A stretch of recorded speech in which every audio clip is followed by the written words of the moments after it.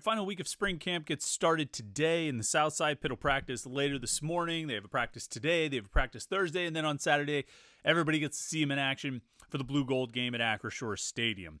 But as we roll through the final week of spring camp, starting thinking about football a little bit after talking a lot of hoops over the last few days, I was thinking about guys who need to step up, like players in their, entering their final years of eligibility, fifth-year players, sixth-year players who maybe haven't touched the potential they were supposed to have, or that they came in with, the expectations they came in with.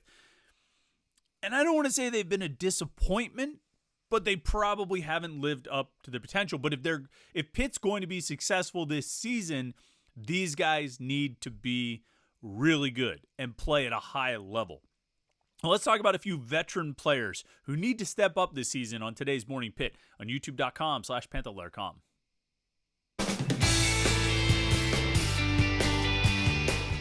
Yeah, it's Tuesday. It's the Morning Pitt. It's youtube.com/Panther-Lair.com. And I'm Chris Peak from Panther-Lair.com. You know the website below, Panther-Lair.com, Pittsburgh.rivals.com, the most comprehensive source of Pitt sports news on the internet, football, basketball, and recruiting. You find it all at Panther-Lair.com, and message boards to interact with hundreds and thousands of your closest Pitt fan friends. All day, every day, Pitt fans are talking on the message boards about Panther-Lair.com, or talking about Pitt sports on Panther-Lair.com. They're not always talking about Panther-Lair.com, although there's a little bit of navel gazing every now and then. We talk about ourselves, but for the most part, Pitt fans are having those conversations about Pitt football, Pitt basketball, and Pitt recruiting, all on the message boards at Panther-Lair.com. And of course, our YouTube channel here, youtube.com/Panther-Lair.com, is a place we have all of our Pitt video content, these daily morning Pitt videos, Monday through Friday, a little bit of Pitt sports talk to get your day started. And then we have our weekly live show. We'll do that tomorrow night, on every Wednesday night at 7 p.m. Nope, 8 p.m. Record scratch, 8 p.m.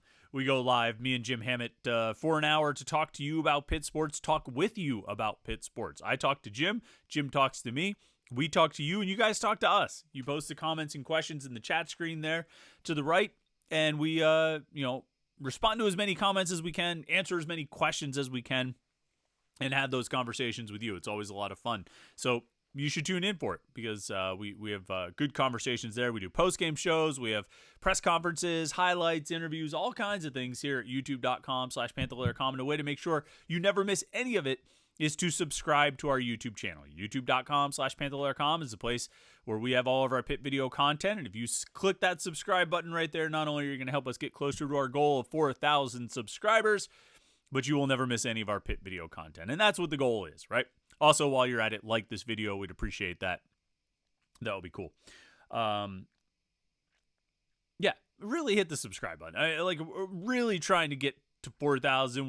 We need less than 40 right now. I know there are at least 40 people watching this video right now who are not subscribed to our YouTube channel. So just click the button. It doesn't cost you anything. There's no obligations. It doesn't change anything at all. It just makes our numbers look better. So if you've already done it, thank you. If you haven't yet, hit the button. All right, so I was thinking about this. Kind of came to me yesterday. In the lead up to the eclipse and everything like that. As I was working on a few things for Panther-Lair.com, some football stuff. I was working on some stuff about Deon Hayes, and I was transcribing his interview from last week. Maybe you saw it on YouTube. And I was thinking about Deon Hayes as I was writing some stuff and preparing some things and doing a little bit of research. Thinking about Deon Hayes and what he's done over the course of his career, how he's been as a player, what he's produced in his time at Pitt. And it started occurring to me, like, if Deon Hayes is going to do it, like, this is the time to do it. He's running out of time. He's in his fifth year now. And his fifth year, is coming as an extra year of eligibility since he was in 2020 during the COVID year. So he's getting this extra year, a year that he wouldn't have had. His career would be over right now if not for COVID. And yet, it seems remarkable that it's coming to an end sort of this quickly, this kind of abruptly. He was a 4-star prospect in that 2020 class. Everybody was excited about him coming out of Westinghouse. And now he's in his final year of eligibility, and it seems like it went fast. And I think it went fast for a few reasons, or it feels like it went fast for a few reasons, because partially just the passage of time, and time waits for none of us, and everything seems to speed up as we get older. But also because he hasn't done a whole lot over the course of his career. And now he's entering the 2024 season.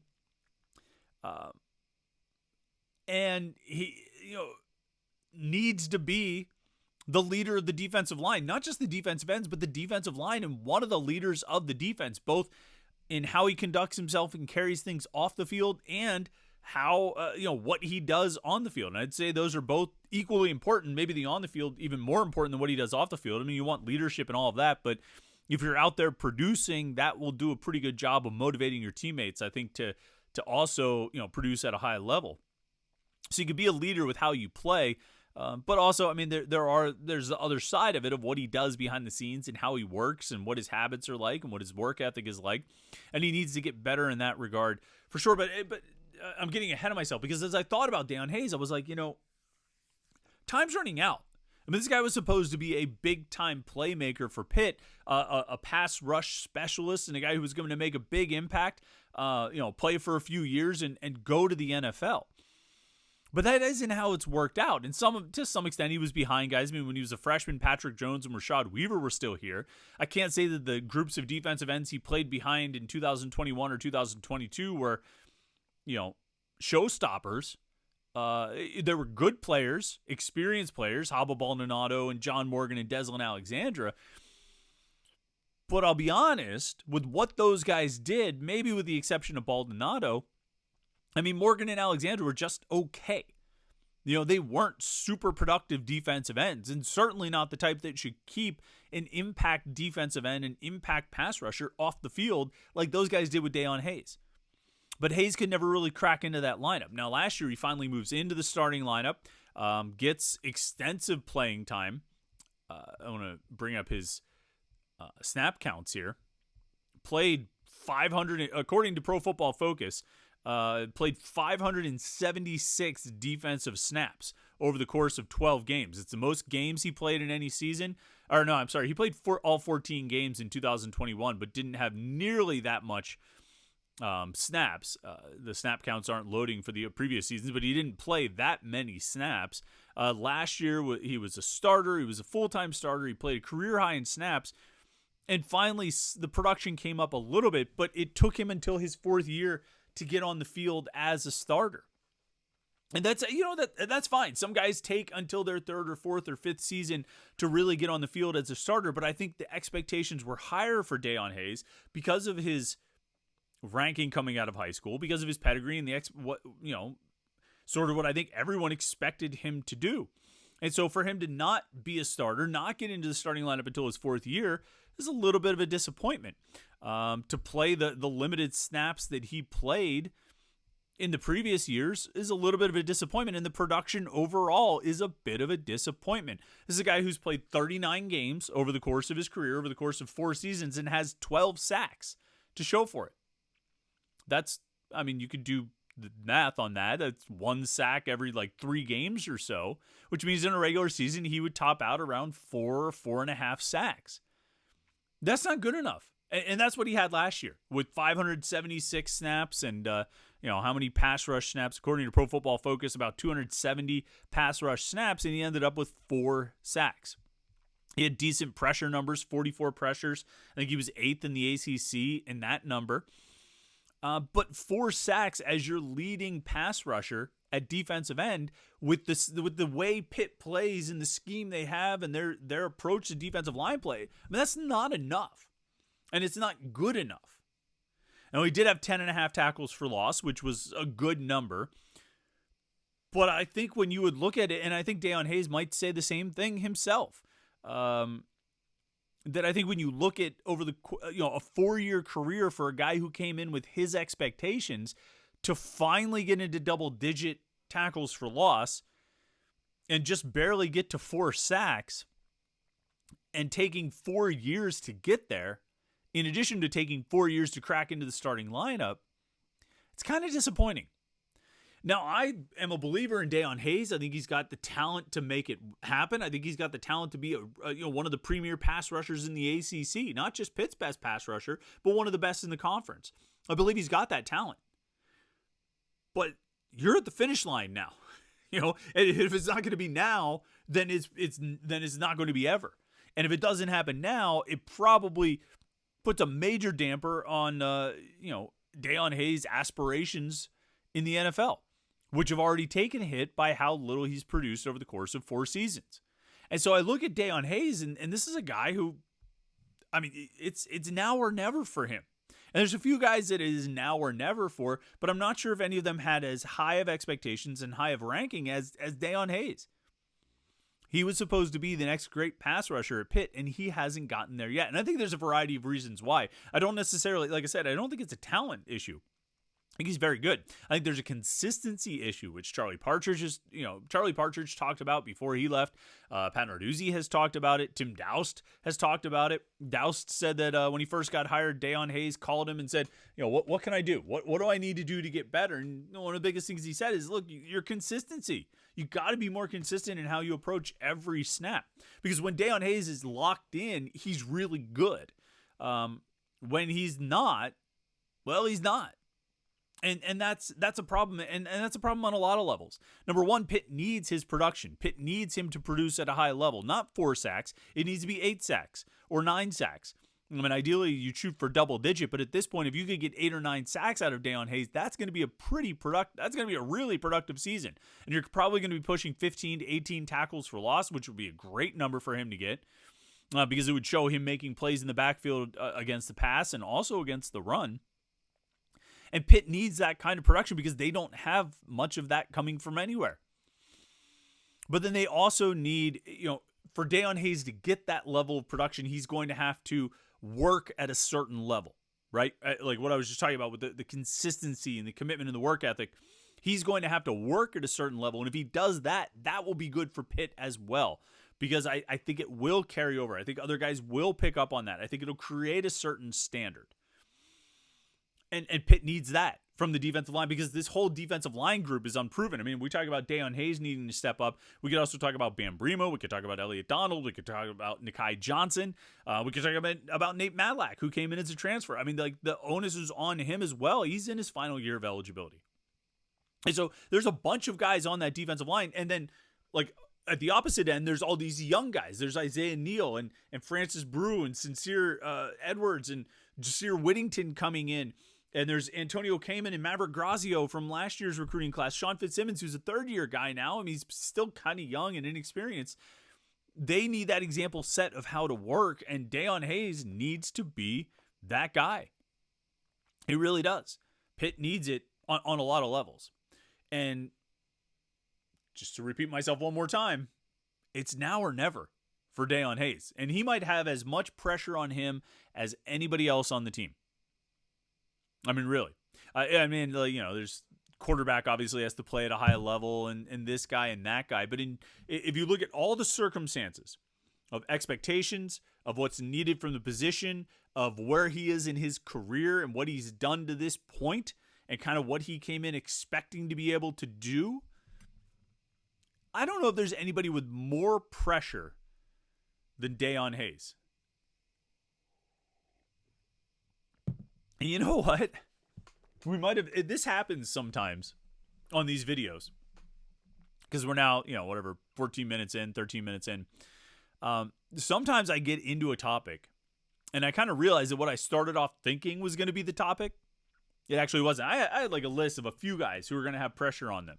And there's some other guys that I do want to talk about. But it's occurring to me more and more that Deon Hayes might be one of the most important players on this team for 2024 and might be facing more pressure than any other individual player on this team in 2024.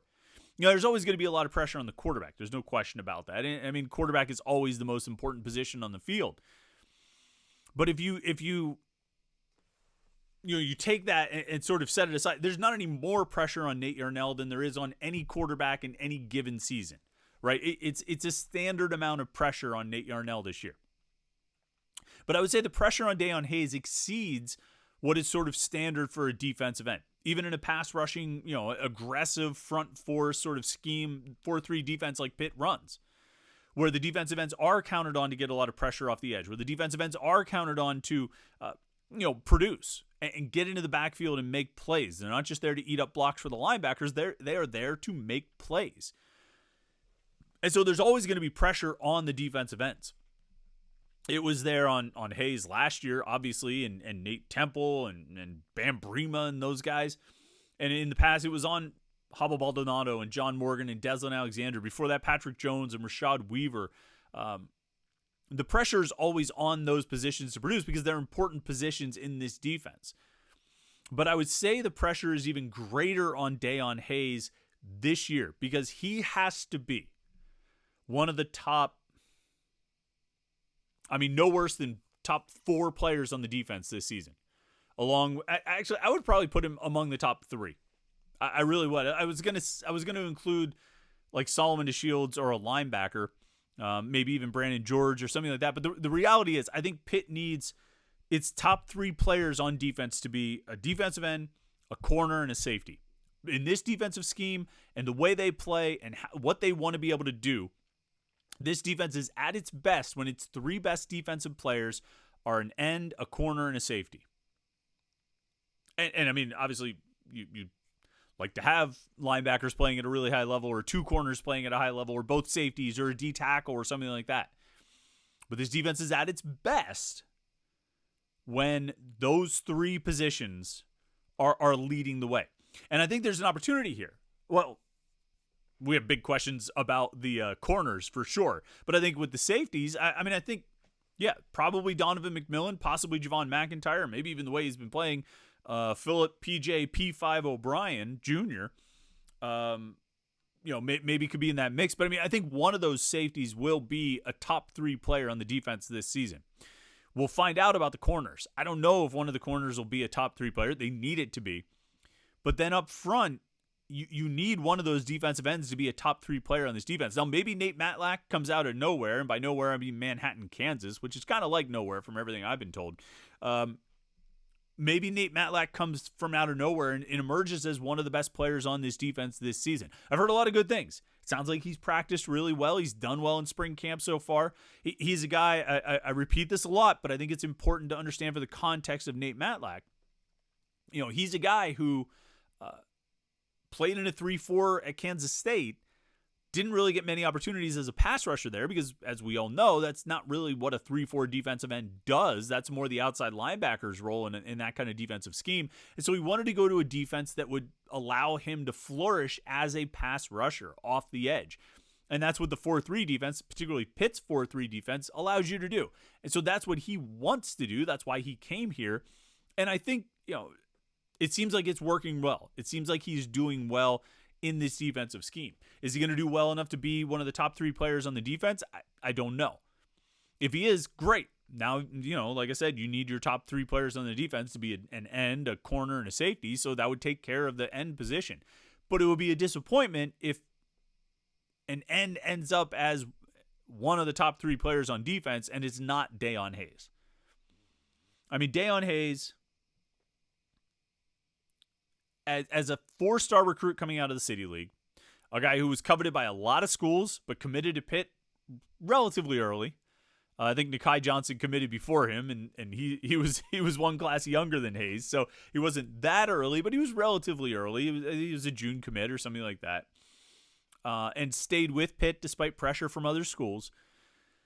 He was a highly coveted prospect, and he came to Pitt. And he came to Pitt to be the hometown hero, the City League hero who's going to, put on for the city, right? Well, it hasn't really happened thus far. And so I think there might, that's just kind of another storyline surrounding Hayes entering this season. I'd be curious to hear what you guys think in the comments because I don't think there's more pressure on a single player on this team than Deon Hayes.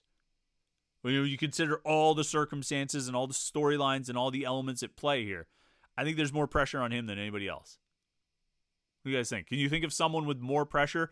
Sort of beyond the standard amount of pressure. Like I say, like Nate Yarnell's got the standard quarterback pressure. the corners, they need somebody to be good, but I don't know if any of those corners has the pressure on him that Deon Hayes has on him. Let me know what you think, either in the comments section over there or on the message boards at Panther-Lair.com. I think it might be Deon. He needs to play at a high level. They need him to be really good this year, and we'll find out in the fall if he is. All right, we'll have a lot of coverage from spring camp this morning. We'll have practice report, photos, videos, all those different things that we always do. And, and then we'll have more coverage. Oh, they have the draft tomorrow, so they're drafting for the spring game tomorrow. We'll have coverage from that, and then practice on Thursday, and then the blue-gold game, on Saturday. So a lot to look forward to this week at Panther-Lair.com, a lot to look forward to this week at YouTube.com/Panther-Lair.com. So make sure you check it all out. Go to the website, Panther-Lair.com. Subscribe to our YouTube channel, YouTube.com/Panther-Lair.com. And, that's about it. And like this video, because that'd be cool, too. All right. Have a great Tuesday. Thanks for watching today, and we'll catch up with you tomorrow morning on the Morning Pit right here on YouTube.com/Panther-Lair.com.